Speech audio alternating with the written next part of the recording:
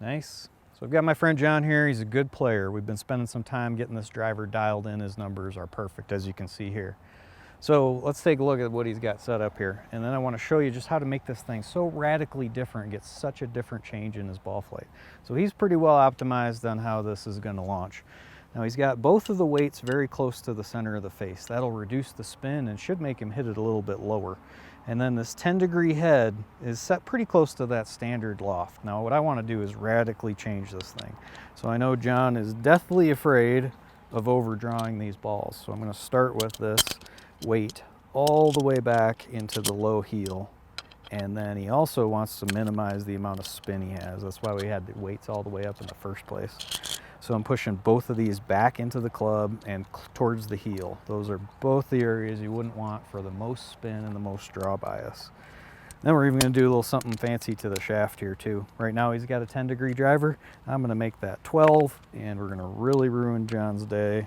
This will remind you of the old days when he used to hit them too high and spin them too much. So all this adjustability is built into all these new fancy drivers. Knowing exactly where to put the weights and how to make that happen, that's the test that you really have a problem with on your own. So this is going to be as high as you can get it, John. To do this well, you need a launch monitor, a coach who can guide you through the process. It's simple to do though, with some help. Hit that thing, and then I'm going to laugh as I get to see how horrible this is going to be.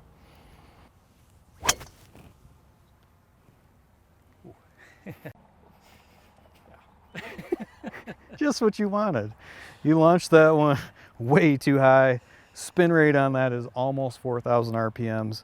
That one went about 30 yards shorter in the air. I mean, the truth's all in the numbers here.